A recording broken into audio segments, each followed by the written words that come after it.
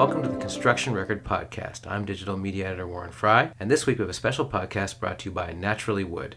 We're taking a deep dive into not only wood construction, but the short and long-term benefits of wood and wood byproducts in the built environment, particularly in offices and institutions. I had the pleasure of interviewing Graham Lowe, who wrote Wood, Well-Being and Performance, the Human and Organizational Benefits of Wood Buildings, which is a report that looks at how increased use of wood in buildings can lead to physical and psychological health benefits. This approach, sometimes called biophilia or biophilic design, uses abundant sunlight, natural views, and incorporation of wood into buildings. The report cites studies that say this can lead to reduction of absenteeism and what Lowe called presenteeism, where employees are psychologically checked out due to their surroundings. I hope you enjoy listening to this interview as much as I enjoyed talking to Graham Lowe. Thank you.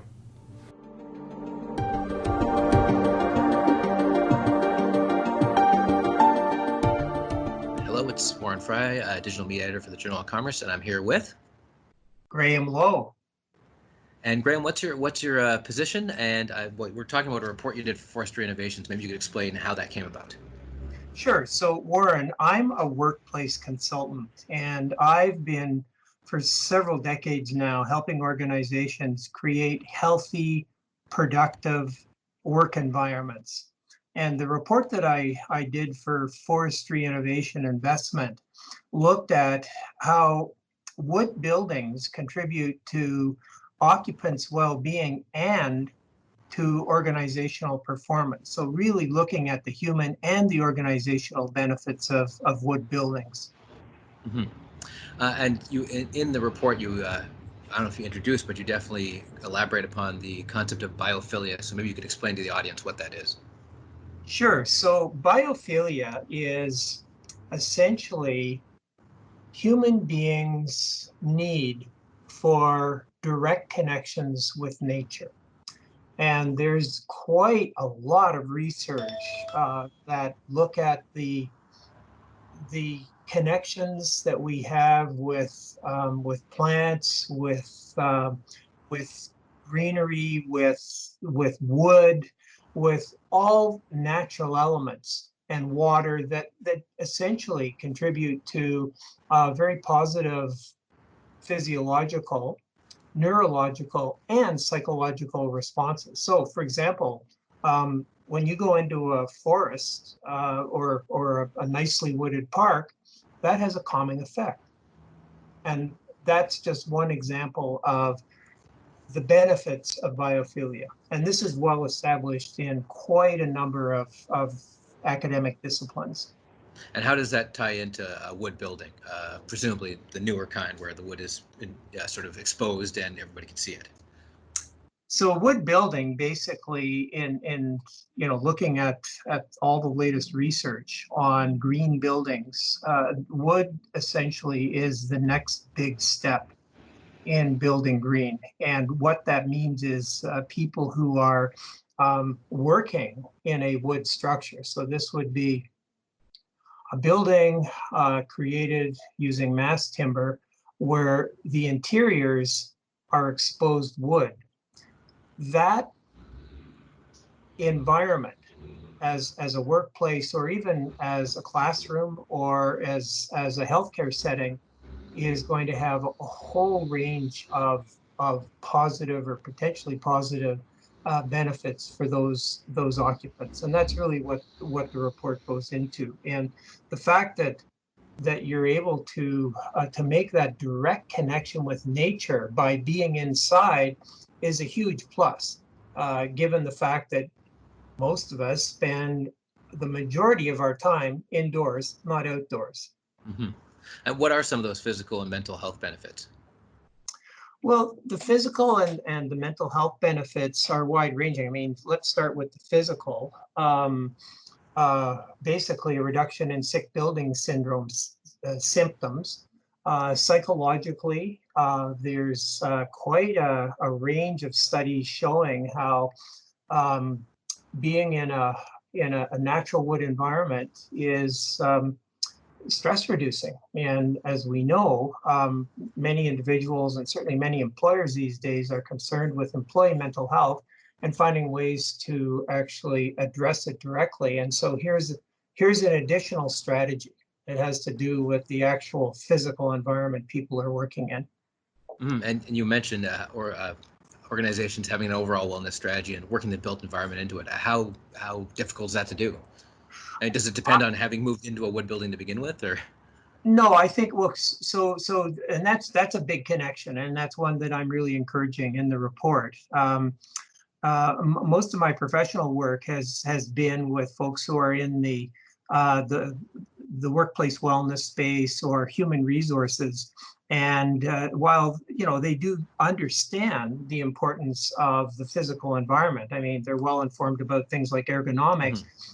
They're just now starting to make that connection to the building itself, and that to me it's got huge potential to actually move an organization's wellness strategy forward. So, it's beyond offering fitness programs, online resources for mental health and psychological health and safety, to actually looking at how do we design the space so that we are encouraging people to thrive in that physical space. So essentially, the physical workspace becomes a tool for health promotion, and that's the next big step for sure. And you, in your report, you're talking about how it improves organizational performance. I assume that's what you're speaking about, is how the health aspect helps, or are there other aspects that also help improve performance? Well, the performance benefits are interesting to look at because first off, the evidence suggests that a wood will, first of all, in a green building, but then if that building is actually constructed of wood and has exposed wood, people are far less likely to be absent from work, and they're less likely to experience presenteeism. Now, presenteeism is a bigger cost for an employer than absenteeism. It means coming to work when basically you're unable to fully function because you're not feeling well. So the evidence suggests that the reduced rates of absenteeism and presenteeism are huge cost savings, and therefore translate into productivity for an employer. And employers understand this because they track these. They certainly track absenteeism, and they can assess it. The other way that we see benefits is that there's evidence that a wood environment, not just for employees but for students, in some instances, actually increases cognitive functioning. So basically, people at a psychological level are functioning at basically they're better able to contribute to the goals of the organization, to do their job, and that's just going to have all kinds of amplifying effects for the employer. Additionally, many employers these days are very concerned about recruitment, retention, and engagement. And the wood environment in an office in particular contributes to all of those, because what you've got is an environment that basically speaks to the organization's culture, its brand as an employer. That's very appealing, especially to younger employees. So that's the recruitment and the retention piece. But at the same time, if people are satisfied with the environment that they're working in, that contributes to their sense of engagement with their job and their commitment and connection with their employer. Now, an obvious question these days is, okay, so, one of the big responses to COVID-19 has been letting everybody work from home.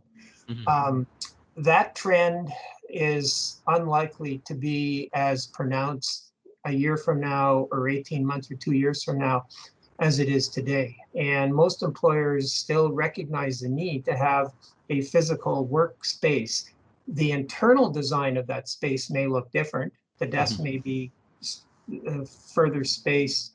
You may not have the kind of cubicle farms, as they're called, that you see in some offices today. So still having that physical presence, having that building, and designing the building in a way that really speaks to the values and the culture of the organization still is going to be an important feature. And you mentioned education, which is definitely one of the main sort of early adopters, and architecture has been, because it's a way for them to show off their designs in the first place. What are some other sectors that have been amenable to adopting wood construction, and what are some that you didn't see coming that are adopting wood construction? Well, sure. So good question. And healthcare, and there's some great examples in British Columbia. The Surrey Memorial Hospital has a great picture of it Hmm. in the report. Very interesting process to develop that. And there's a lot of wood in the building. And while there isn't evidence that comes directly from looking at that building, we know from other studies of healthcare settings that, I mentioned earlier, the calming effect that wood could have. Well, that's really important Hmm. when people and their families are in a healthcare facility. There's some evidence that kind of natural wood environment in healthcare actually contributes to um, shortening people's recovery time. So there's a lot of potential there that I think needs to be further explored. Okay, and you mentioned in Surrey, British Columbia, how much of an advantage, or do we have an advantage, does British Columbia have in terms of wood design and construction? Like we're known, that's our main industry is wood export, but in terms of design, where are we sort of on the chart of people doing stuff? I think we're definitely, if not right out front, very close to being out front. Think back to 2009 when the province introduced its Wood First initiative. And that initiative has been encouraging the use of wood in all publicly funded buildings. So let's go back to the 2010 Winter Olympics and that beautiful skating oval in Vancouver, where Hmm. it's a wood structure. And the convention center downtown on the waterfront in Vancouver, it's mostly wood. So, there are prime examples. And when it comes to completely wood, using cross-laminated timber, the UBC's Brock Commons residence on the Vancouver campus is 18 stories, and it's Hmm. really a demonstration of how you can build tall with wood. And it's certainly one of the tallest wood buildings in North America. And we've got, in addition to actually putting up these structures, we've got expertise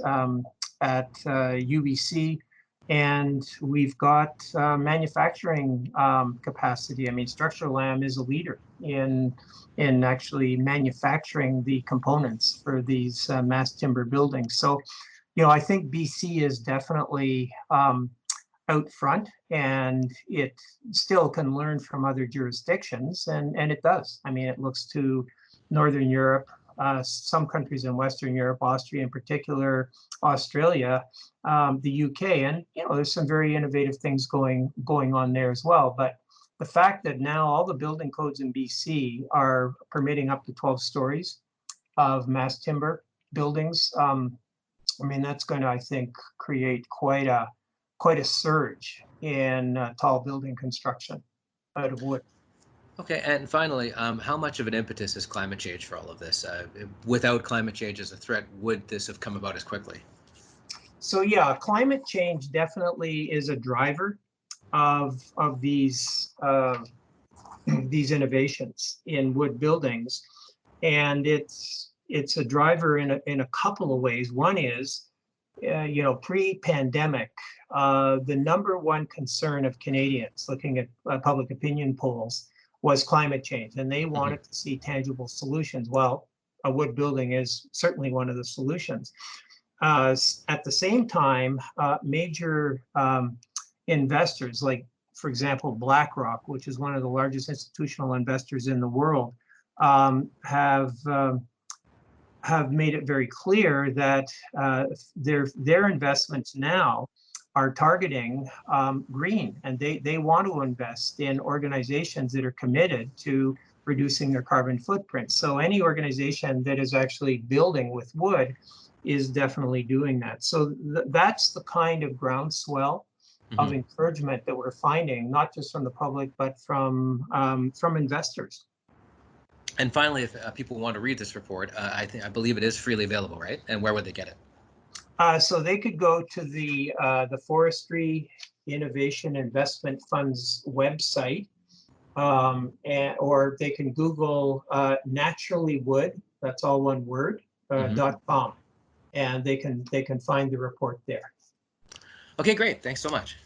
Thank you, Warren. Pleasure talking with you.